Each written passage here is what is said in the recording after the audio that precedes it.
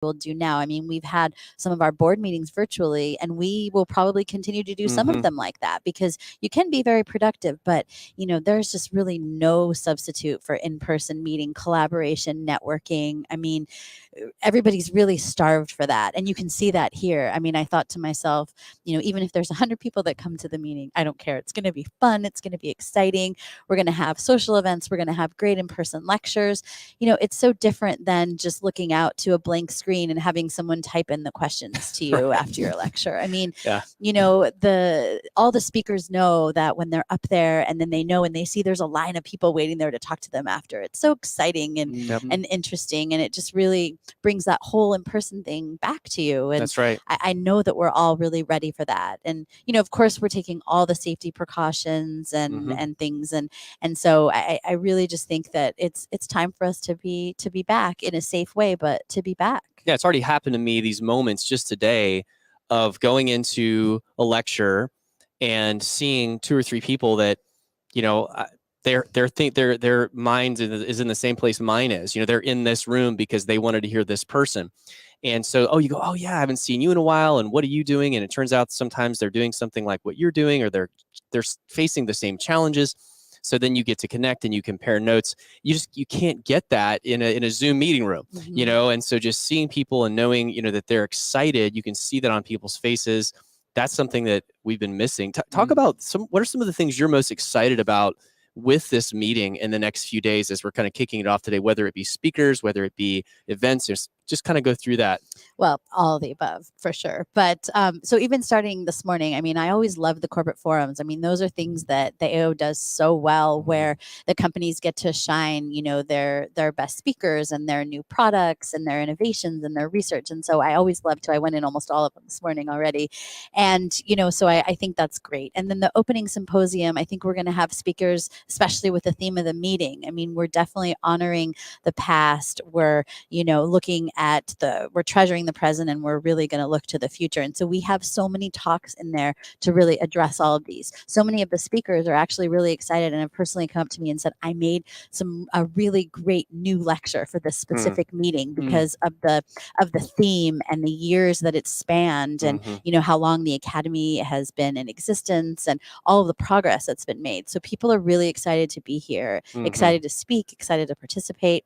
And then of course the social events. I mean, AO is really known for the social events, and we sure have some great ones for everybody here. I think one of the things that, because of the hiatus away from in-person collaboration that it's done, and we see this in all industries, it's really calibrated who is passionate. And just hearing you say about somebody like, I've built a presentation because here we are back to it, I want to make it super special. Some people, I know in different professions have actually left that profession because they just realized that if I'm not satisfied in my job. So I think maybe what we're going to see going forward here is more passion in maybe this profession than we've ever seen. And talk a little bit about the passion behind the Academy of Osseointegration. I mean, obviously you're the president, so you can speak very boldly about that, but it's an organization that stands strong on evidence-based dentistry and an evidence-based practice. Speak to that. Yeah, I mean, that's so true. I mean, we really, really focus on evidence, as has been seen by the journals that the Academy, the official journals, IJOMI and the International Journal of Periodontics and Restorative Dentistry. And that's a tough one to say. Yeah, I know. It's a long one. I like trying to think. IJPRD. IJPRD. Yes, exactly. And so we really do thrive on the scientific aspect of it. We have summits every few years to really look at specific topics, both to identify the literature that's available and really identify some areas of weakness where new studies have to be done. And so we had a meeting this morning about this next summit, which will be this summer in Illinois. And so I really think that that's one of the most special things, where we really get everybody together, whether it's general dentists, prosthodontists, periodontists, oral surgeons. And, I think that really getting everybody together with a common goal of osseointegration, tissue engineering, all of those things that surround replacing the soft and hard tissue and supporting implants. And I think, I don't know that I've seen another meeting that has an opening symposium where you're talking about, specifically being intentional about what has 20 years plus taught us from, I mean, we're going to have lectures from the Swiss perspective, from the North American perspective, just that right there to think about how, implant dentistry has changed. I remember we saw a lecture just a couple years ago at the last in-person meeting where we saw some of the original Bronnemark group, show a radiograph, and then say, hey, what would you say if I showed you this radiograph and then this one? And everybody was so concerned. They said, well, what if I told you this was a 40-year follow-up? And when you start to see 40-year follow-ups or 20-year follow-ups, the experience that comes with that, it changes your perspective about time. And the organization, I mean, it is one of the oldest, if not the oldest organization that has been based upon implants from the beginning. Yeah. And so to see some of the top names talking about 20 years plus of experience, that's going to be interesting. And to think about the difference in how North America has taken implants on versus Europe, it's been very different. Yeah, absolutely. And, I think that that's really important because now that we're kind of in the Instagram and, TikTok and social media age, we're so much more focused on the big surgery and the procedure. And I feel like sometimes maybe the follow-up is just a little bit left out. And even though we can do something really, really cool and it looks great right then and right after, how is that going to hold up? So there's a lot of talks that are focused on that because, things come and go. I mean, I ran into a few people that I know and I said, oh, are you still doing, X, Y, and Z that you were doing a couple years ago? Well, not really. Because the follow-up wasn't that great. And that's how things go for sure. But I really think that the focus on evidence and science as well as innovation here at the AO are really just one of the major backbones of this organization and why it stays so strong. You are really passionate about really showstopper conversation. And that's what you've done a lot of research in, and that's zirconia implants. And we'll talk just for a few minutes before we get into some highlight events that we're going to experience, the receptions, the get-togethers, before we'll conclude with that. But talk a little bit about your passion surrounding zirconia implants. It being in Southern California and Los Angeles, there are a lot of people who are really drawn to a metal-free type of restoration. And so a lot of it is patient driven. And then of course, a lot of it is aesthetics driven. And so, I think that this is definitely a market that's going to continue to grow and grow and grow. And I appreciate that the manufacturers are really focusing on the science and the longevity, because anytime you have something new, we really have to study it, make sure that it's at least as good, both functionally and longevity wise, as what we're currently using today, because, it's still very new, but we really have to focus on what we can do today and how is that going to continue. Well, I hear you keep coming back to that in a good way, because you mentioned like the Instagram world, it's so easy to post a case. And Wes and I have talked about this so many times on the show, because of course we're in this world of talking about, we're talking heads, quote unquote. It's very easy to put up a case to show before and after. But I think one thing COVID's done is it's made that even easier. Everybody's just so virtual and so image driven in terms of, video and showing things. I think there's a little bit of a rubber band effect now, though, of, okay, after a couple of years of that, is it actually working? And where are you going to actually find out what you should be doing? And because Instagram or whatever it is pulls you into this idea of sexiness. Oh, this is such a sexy looking case. It looks so nice. But is it actually predictable? Does it actually work? Should we be doing this? Or some of these techniques that we'll talk about later today, are they ready for prime time? Or do they only work in one or two people's hands and maybe no one else has these successes? It seems like AO really has been sort of the accountability in some ways for the Instagram side of things. Is like, well, is that reality? Absolutely. I mean, and none of that is new. I mean, we've had for, years of, there are some techniques that are amazing, but if only a couple people can do it, or only in a specific situation or two, then it's really not generalizable. And, I think that's really the most important. This meeting is implant dentistry for all, and everyone should be there and included, but not everyone's going to be practicing at the same level, and they shouldn't be expected to because of experience or training or whatever. So I think that sometimes I'm worried that when we see some of these things on social media, then we think, oh, well, that looks so easy. I could do it when I just finished my, dental school last week, or my residency 2 months ago or whatever. So talk about honoring the past. This Friday night, we are headed to the USS Midway one of my favorite movies of all time, John, you would know, is Midway, and what happened at the battle at Midway. And we're going to take part in a reception that's going to be second to none on the USS Midway. Tell us how excited you are about that event. Very. I mean, you know, when we came to do the site visit to pick where we were going to have the social events, I mean, that one was just high on everyone's list. I mean, Kevin Smith, the executive director of AO, was like super excited about that too. And, you know, and so we went there and we toured around, and they have docents there to give you information about it. And it's just so pretty. And really the whole theme of the meeting with the social events is just out on the water. And, you know, we had our board dinner last night, port side, and you know, the ship is right there on the ocean. And so, and it's so pretty here in San Diego. You know, if you go around the convention center, all the windows, and you can step outside, and, you know, really the historic aspect of that ship and the ability to walk around and be on the water and see things and talk to people about the experience of that ship really it's an experience, once in a lifetime experience. Yeah. What a fitting place for this too. And I'm thankful for our country and the fact that we can get back together. Yeah. You know, thank goodness that things have kind of settled in a way that we can collaborate. And what a beautiful, and it's just more beautiful. Well, than and San my Diego. hope, I think my understanding is we get to ride in an F-14. Isn't that Yes, right? I think we get to land. Right. Yes, you're Goose, I'm Maverick, though, right? I'm Goose. Yes. So, I mean, I won't make it. Well, you just about didn't make it yesterday. You're right. That's true. My flight was late. So yeah, hopefully, I mean, that is going to be just so exciting.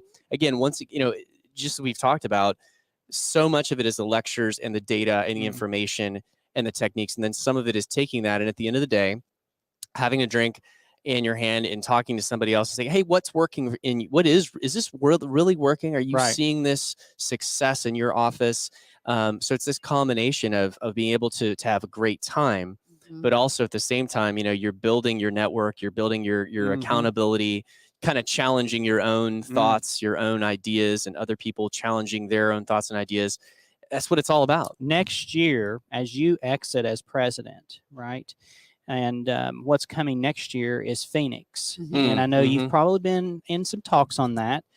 As we're kind of closing this segment out of the stream, tell us a little bit about Phoenix and your incumbent and what's been going on there. Yeah, the next president is Dr. Marion Soanes, who's a prosthodontist who actually also trained at UCLA. So we've known each other for quite some time. That's awesome. Keeping it in the family. That's good. Yes. And so she has a spectacular meeting. I'm on the 2023 planning committee for the annual meeting program. Cool. And we met about it yesterday in the board meeting. Everything's looking great. It's shaping up to be a super meeting as well. So really keeping the vibe going. And I even told her yesterday, I said, you know, I know we're going to be on the West Coast again, but with the weather here like this and ice storms in Dallas and freezing cold in the East, maybe it's not so bad for people to come to the West Coast twice. That was one of the first meetings I went to. I think it was my second meeting back in Phoenix years ago. And it's a great place to meet. Sure is. Obviously, you know, there's the weather is usually pretty predictable. I think I might take a week and go up to Scottsdale, spend some time with my wife, and then come down to the meeting and finish out the week at the Academy of Osteointegration. I think it sounds like a pretty awesome week right there. Plan, right? It absolutely does. Yeah. Well, it's been awesome to get to connect with you. We know you've got a lot going on in this next little bit, so we'll let you get on with your other tasks and duties, but we're ready, and we know you are too. Absolutely. And we'll be seeing you around. Looking forward to getting connected at some of these social events, and we'll see you at some of the lectures. Thanks for being with us. Thanks you guys for being here and for helping us really spread the word and show how excited everybody is to be here. So yeah, thank you so much. Absolutely. Awesome. John, I tell you what, this is what it's all about, is being able to bring people that we haven't got to see in person, and actually sit down and actually have some body language interaction. You can sense the passion. I know. I was a little concerned initially that we would have to be, you know, depending on the situation, whether we'd have to interview people in masks. Right. You know, it's seeing people's body language, seeing them smiling, knowing the passion is there. There's something to that. And I mean, to hear some of this discussion about these social events too. I mean, I think if you're not familiar with AO and you don't know kind of how they do things, you're starting to get a feel for it.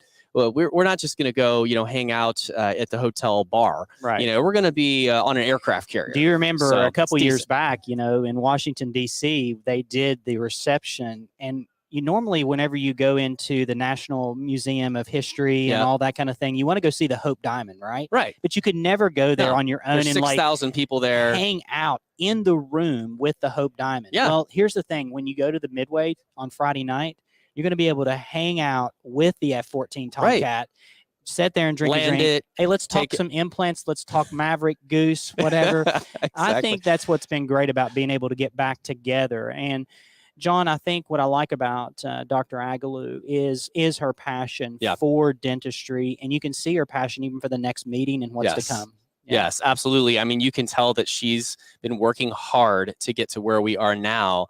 And, you know, it's exciting to see where the Academy is taking this and that they have an excitement for doing new things like being involved with the podcast. Talking about new things, here's some of the new things that are coming your way is imagine a credentialing program as a part of the Academy of Osseointegration. Yeah. Something that I know that has been really headed up in the right way because the Academy does nothing but just next level things. And we're all about taking it to the next level. So John, introduce our next guest and let's talk about credentials. Yes. So we're going to welcome to the show, Dr. Hanley Wong. It's great to have you here. Thank you. And I know following on that last conversation with Dr. Aghaloo, you know, we know that some big things are happening with the Academy at the meeting. But you've been really involved with the credentialing side of things. And tell people a little bit about, first of all, who you are, kind of what your role is with the Academy. And then we'd love to talk about what the credentialing program with the Academy means and what you're excited about with that. Okay. I'm Dr. Hom-Lay Wang. I'm actually a professor and director of graduate periodontics at University of Michigan. I'm currently vice president of the Academy of Osseointegration. And I was given a task about 5 years ago to develop the credential program for the one of the leading implant organizations such as AO. And so that's where I'm developing and working with the committee and also the board of directors to develop this program. And as one of the, as I said, one of the leading implant organization, it's our responsibility to develop the highest standard of expertise and provide the highest education with the extensive experience and both in the clinic and science among all different implant organizations. So that's what the Academy of Osseointegration is trying to accomplish. Did you hear a word in there? Standard. Yeah. I think that the standards have to be set. We've talked about this and for years, and I think here's where this comes into play, is right now, if you're a general dentist, right? And maybe even an oral surgeon or a periodontist. And yes, you may have touched that in residency or maybe have touched surgical or restorative approaches. Where after dental school do I go that has a certain standard of like, these are the things that you need to know to be able to do this and be credentialed, right? We've not had really a lot of that. Yeah, we've seen organizations that have talked about this. I know there are some other programs that are trying to establish this. Why do you think it's important to have that credentialing? You know, what does that mean? Why is that important for clinicians? I think every one of us, including all the recent grad, want to get involved in implant dentistry. And we all have a different training background, but none of them offer a structured curriculum. And that's what AO comes and play. We offer a very structured curriculum and to provide different training for the dentist who wants to do. And we have a surgical track, we have a restorative track, we have a combination track. And we have approved 3 training centers globally. And so to help people to achieve this education and the knowledge and skill they need. And so in this way, basically, if you want to achieve the AO Master Certificate, you have to attend this structured curriculum through the training center, which is approved by the AO, and they provide at least 150 hours of a continuing education. That's including hands-on training course of 20 hours with the AO online information about 15 hours, plus attend 2 of AO annual meetings, and then take a credential board exam. And that's independent to verify you are happy with your education, your training, and you have a skill and knowledge to serve the patient who needs your expertise. So rather than this just being based upon your experience or the number of hours of education you've had, it's really, again, it's a structured curriculum that everyone will be seeing the same information and responsible for the same information the surgical and restorative track, you mentioned that's separate. I want to emphasize that.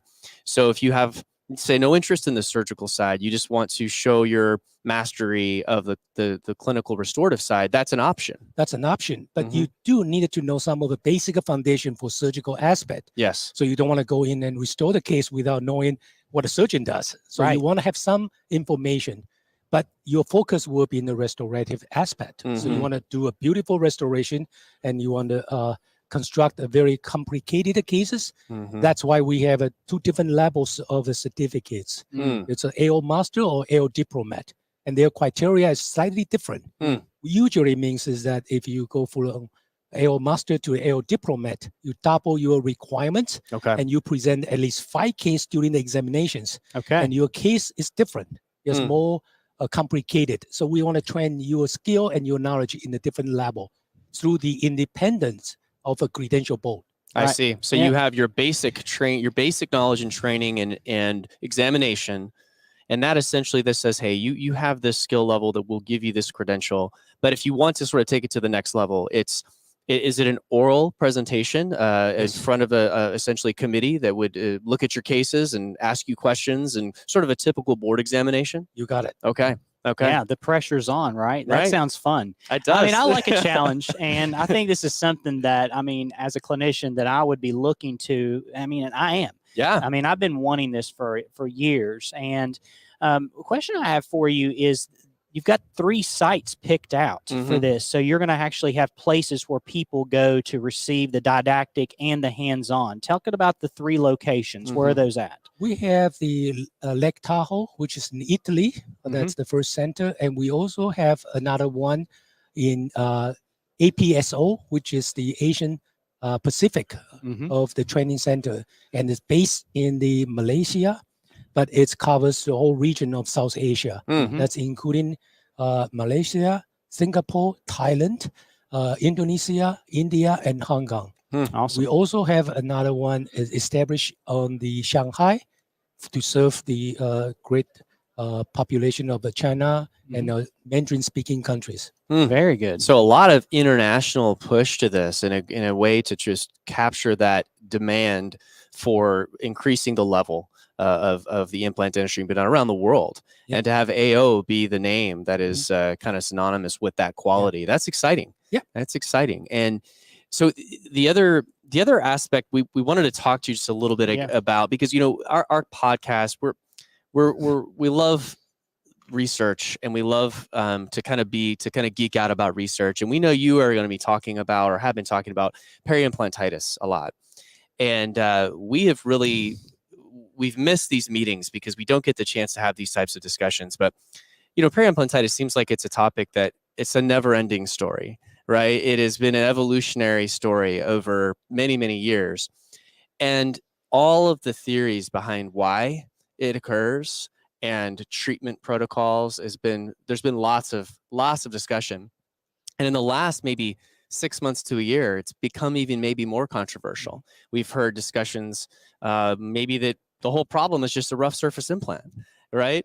So talk a little bit about current thoughts on peri-implantitis, maybe just to where your mind is with this topic these days. Yeah, it's very interesting. This is the topic I have a dear in heart, and I like the peri-implantitis.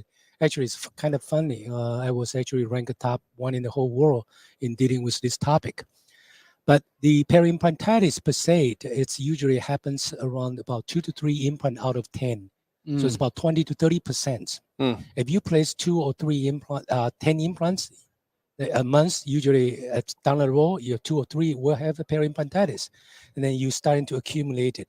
That's a lot. That's a lot. And there are a lot of different etiological factors may cause the peri-implantitis. And most of the common acceptable is a bacteria we call biological concept, which is a bacterial trigger. But they also have one of the things we call the predisposing factors. Is what may lead toward to developing the peri-implantitis, such as the one you just talked about, the rough surface. And actually, it's not the implant rough surface. It's the respect of we call the supracrystal fiber adhesion, so-called the biological width. If you put the rough surface implant in the bone, without consider that biological width about 3 millimeter, Mhm. it's very easy. When you put a crown right down there, the body will create that space. Yes. And then the rough surface will expose. So will accumulate a lot of bacteria, then cause the future peri-implantitis if you don't maintain it. Mhm. That's why today we talk about hybrid implant type, Yes. so forth, with Yes. a polished color there. That's right. So it's a cushion.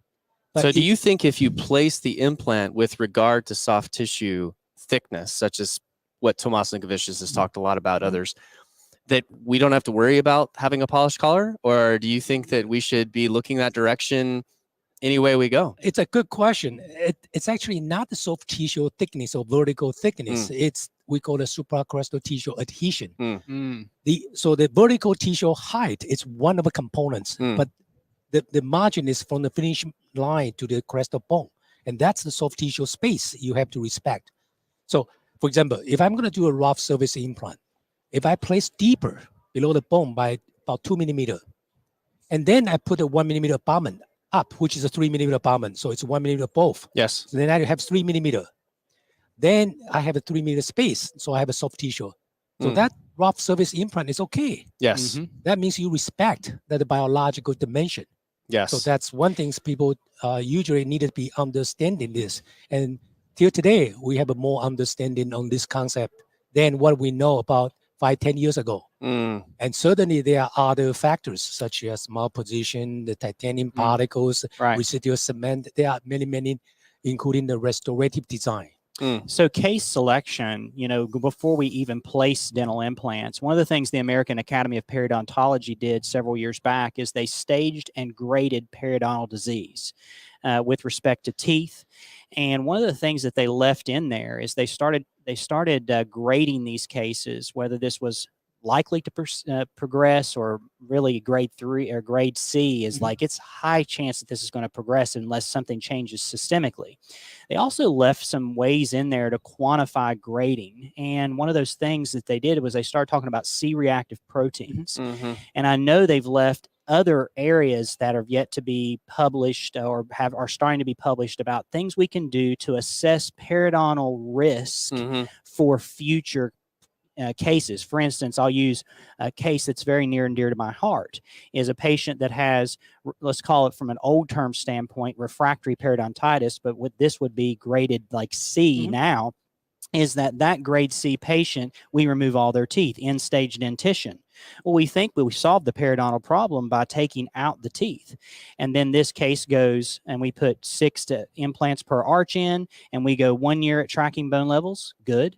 And these implants placed subcrestally with transmucosal abutments and all those, 2 years, 3 years, 4 years, and then 5 years hits, something changed. And then we have either a rejection of the implant or a recurrence of peri-implantitis, not periodontal disease. Could there been something to check and qualify or quantify our patient's predicted response and prognosis going forward? Is this IL-1 polymorphism? Is this C-reactive protein? I mean, how much do we know about these, maybe pro-inflammatory factors that could be contributing to these issues? It's a wonderful question, and put it in that way. And the way of Academy of the Perio to looking into the grading of the disease progression, and usually we use in the smoking and diabetics plus C-reactive protein and other known systemic risk factors. Right. And I believe in the implant, we should also adopt the same concept, but maybe a different criteria. Right. So certainly smoking has been looked at. The diabetics has been looked at. We didn't examine the C-reactive protein, but interleukin-1 can be a risk genetically. And certainly other factors may play a role also in this area. Yeah. So I think this is the developing area for people to get involved and to figure out maybe I'm more prone to have a peri-implantitis. Maybe I shouldn't place the implant, or maybe I should have more rigid the maintenance protocol because I'm more vulnerable. Well, we just heard that Dr. Gluckman said, I will not restore or have an implant that I placed restored with cement. Right. He said it's not allowed. screw retained only.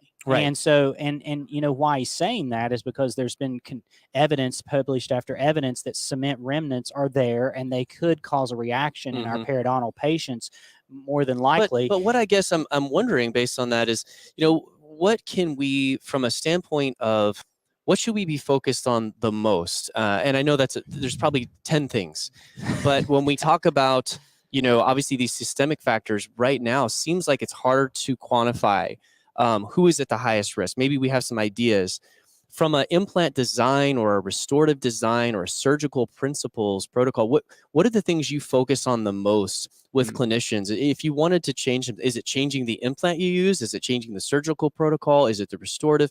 What are some of the things you think are the primary factors that we should be focused on to try to reduce the risk for peri-implantitis? I think the good training through what the AO was trying to do also, the good training, good understanding of biology.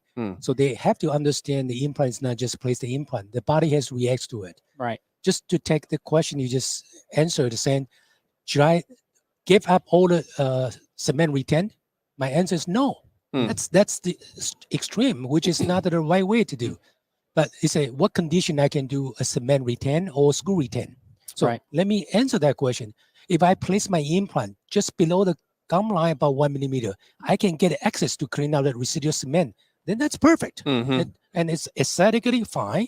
So if I place more than 2 millimeter, like all the research show, we have a difficulty to remove that. Then maybe screw retain. But we also develop a different way of to prevent the residual cement. You can create a two abutment, and then you can select in the outside abutment to take the cement out and then put it on the oral cavity. Indirect dye technique. Yeah. So there are many ways. So you cannot do one thing. And same way, if you have a good training, when your implant was put in the ideal position, acolingually, mesiodistally, the apical coronally, then it's easy to make a restoration with proper angulation, contour. So it's easy to get access to clean. That's right. So it's, again, as a training and a good learning about biology. What do you think about some of the more maybe outside ideas, such as you mentioned titanium particles? What about the acceptance versus rejection that Albrechtsen, for instance, talks about? You know, do you think how much of those factors do you think are playing a role with these? You know, foreign body concept by Dr. Albrechtsen to talk about it. It's one of a theory, but never been approved yet. Yes. I think there are a lot of theory out there. People talk about peri-implantitis. I'm saying, you know, we published several papers on titanium particles. Yeah, we found it out if you did have a residual titanium particle, it does trigger the foreign body reaction. That's true. But what amount will trigger that significant amount of the foreign body reaction caused the peri-implant bone loss remains unknown. So we cannot take one thing and jump because we've been placing implant more than what we know. But we don't see a problem widespread. Yes. So I think that theory is maybe applied to a small population or small percentage of the implants. But I don't think you can generalize it. It's just not in the research data shows that. What about treatment of peri-implantitis? That's another huge Pandora's box. I know we could open. Peri-implantitis? But you know, what are your thoughts on that as far as what we have available today and what's working and what's not? It's a great question. You know, I published about 7 or 8 decision trees over the years and adjusted, modified it. In order for us to regenerate of your peri-implantitis defect, I usually looking into the percent of bone loss. So if I have more than 50% of bone loss, then I looking into what is more predictable for me to treat this defect. And if I want to treat in the regeneration, then I have to submerge because any outside and exposure will create a problem. So deconstruct the restoration and then go right back down the platform. Yeah, the same way like we place the implant. So you can grow bone. That's right. And we published several papers on it. Now, if I have less than 20% of bone loss, that's a minimal amount of bone loss, maybe 1 or 2 thread exposed. Maybe I do a non-surgical, maybe I do a soft tissue conditioning, increase zone of keratinized gingiva and or the thickness. So make a patient can clean and easy to get access and modify the contour of the restoration. But if I have a 20 to 50%, then maybe I need to look into other things. I looking into soft tissue conditions, I looking at defect morphologies, then decide should I do a osseous approach or I do a regenerative or I do a combination. So that it then becomes a different criteria we select. So Yes. it's not straightforward. Yeah, and that I think is a great way to kind of put this. It's not straightforward, and kind of circling back to where we started this conversation. That's where things like this credentialing program are so important, because peri-implantitis can feel like the Wild West a little bit. It can feel that way because there's so many theories, but there is data. We have data, and we need to be standardizing that under. And it sounds like that again, back to what we started this conversation with. We're having people like you who are involved with credentialing that I'm sure are kind of putting your stamp on the peri-implantitis side of the curriculum, you know, and then you've got the top minds in surgical placement that are putting their stamp on that, and all the right data is being presented. And I, for one, we're ready for that. You know, we just talked to Dr. Aghaloo, we'll close with this, about sort of what's happened with the social media generation with thinking things are easy. And they're not. And AO has never been about being easy. It's been about what works and what's proven. And in order to do that, we've got to standardize. So I think it's exciting to see what the organization's doing to really get that information standardized, where when you see someone's a diplomat or a fellow, you know that really means something. And that, Right. so Wes, you want to close that? Yeah, I'd like to just ask you, where right now are you working at? What is your main objective right now? I see a Go Blue pen there, and Michigan, and tell us a little bit about where you're at right now, how people could get influenced by you, because obviously you have a very high knowledge of certain subjects, and being a part of the AO, I know it's second to none. So Dr. Wong, as we're closing out, tell us a little bit about where we can find you and what you're currently doing. Yeah, I'm still, like I said, I'm a professor and director of graduate periodontics at University of Michigan. We do a lot of research on the peri-implantitis field, and we are one of the leading experts in this area. We have I have a textbook co-author published. It's called Unfolding Peri-Implantitis, and trying to help people to understand peri-implantitis more. And we are always open for people to come to visit us at University of Michigan, and certainly attend the AO annual meetings. So we invite all the world experts to talk about this topic and to untangle these issues, so people can learn from the basic through the biology, and to which they understand how to treat and prevent this complex peri-implantitis problems. Right, and the book is published through Quintessence, right? Who publishes Jomi, right, and IJPRD, right? Yep. So thank you so much for being on the show today and really sharing your passion regarding the credentialing program, and definite passion regarding peri-implantitis. We'll definitely be checking out your book and maybe highlight it on the show, John. Yeah, I look forward to hearing from you as we go through the meeting. Thank you very much. Thank you so much. Thank you. Yeah. Thank you. So John, okay, can we treat it? Peri-implantitis, do we need a standard of education post graduate dental school and residency programs? My mind is spinning a little bit right now. Yeah, I think, but what I got from that brief discussion, I feel like we distilled a lot right there from a huge, vat of information here. We got a lot of little nuggets there of, not only about the credentialing program, which I mean, I think we can just say that's necessary. We know that. And, you're saying that? Yeah. So, like, if you're going to place implants, you say that you got to do that? I think that you should be heading that direction. Sorry, I asked a tough question. Yeah, no, I think that's how we should be thinking. I think that's a good way to put it, is head that direction, because where else would you go? Yeah, well, you're just going to figure this out on your own. Right, exactly. I mean, you can do a lot through textbooks and, research, but somebody's got to curate all this information for you and has got to tell you what matters and what's important. I think that's what AO is trying to do. So the AO is a place where you can filter the information, pare it down, really now go to and find a place like postdoctorally, right? Yep. Where you can actually say, okay, I'm going to hold myself to a certain standard. And man, think about this, Dr. Wong here being behind, right? That the peri-implantitis curriculum. Just being behind just the peri-implantitis, when you're going to finish that curriculum, you're going to just have a high level understanding of the current philosophy.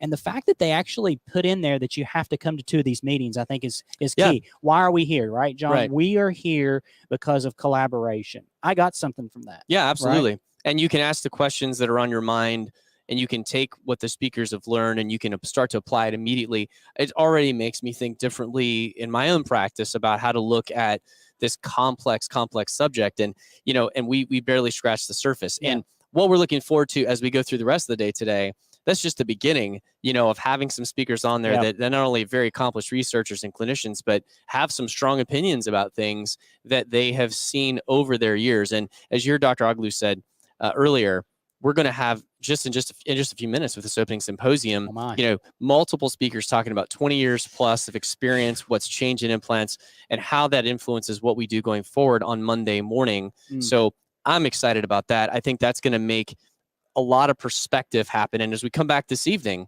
to kind of pick this back up. Oh my, what do we got this evening, John? Well, I mean, we have two of the biggest names in implant dentistry, Dr. Howie Gluckman and Dr. Dennis Tarnow, who will be talking about both the combination of socket shield partial extraction therapy, dual zone. How do they compare? When should we use one? We were in Dr. Gluckman's lecture earlier today, hearing some opinions on that. That's going to be pretty interesting to have two very, very well-spoken and accomplished clinicians. And then this thing about augmentation. I just went to a Dentsply Forum, corporate forum lecture on lateral ridge augmentation using some cross-link collagen matrix stuff. And, Dr. Bach Lee is going to be here at 6:15 Pacific time to talk a little bit about ridge augmentation. I'm sure that he has some opinions about that. Well, between Bach Lee and Istvan Urban, I think we pretty much have some of the top, if not the top in the world, to talk about what's possible today with ridge augmentation. And then to finish it up tonight, this isn't getting better than this. We're going to have Dr. Michael Norton and Tiziana Sestorion to discuss what matters today with torque, with ISQ, comparing and contrasting what matters today, and how does that affect our implant designs. Dr. Wong, sort of, you could tell when I asked that question about how implant designs are changing, he's like, didn't want to be too, didn't want to weigh in super heavily, because obviously it's all going to come down to who's going to really weigh in this evening on how much of what we're seeing with implant design is data driven, how much of it's marketing driven. We want the organizations to challenge those ideas. And we're also looking forward to hearing from some of the corporate people here. We're going to be talking to them, and we're going to be taking the man on the street to the exhibit hall. So if you're listening to this right now, what I need you to do so that you're notified of future live streams is I need you to like, subscribe, click all the notification bells. We are live right now on Facebook at the Academy of Osseointegration. We're live on the Dental Guys Facebook page. We're also live on the YouTube channels for the Academy of Osseointegration and the Dental Guys YouTube channel. So you need to like, subscribe, all that. We really want you guys to comment, and actually there's a way for you to interact. And as you're seeing on the ticker right at the bottom of your screen, there is a hashtag that we've picked out, hashtag AO Dental Guys 22. And if you'll tweet that to us, or even just leave something in the comments section, hey, here's a question for you guys, and maybe you could put that up there, say who you want it directed to, or it could be just ask Wes and John. Hey, but if you see a speaker coming up and you say, hey, we want to ask Dr. Tarnow about this specific topic, we'll try to fit it in there if it fits. If it makes sense, right? Yeah. Well, John, we've got a lot to cover here. We're going to head off to the meeting ourselves. The opening symposium is just about ready to start. We're going to see you guys back here on the live stream at 5:45 Pacific time. That's 8:45 for those on the East Coast that are watching. I know you're watching, right? Because you've been telling me you're going to. And so for John, I'm Wes on behalf of the Academy of Osseointegration. This has been a broadcast of the Dental Guys.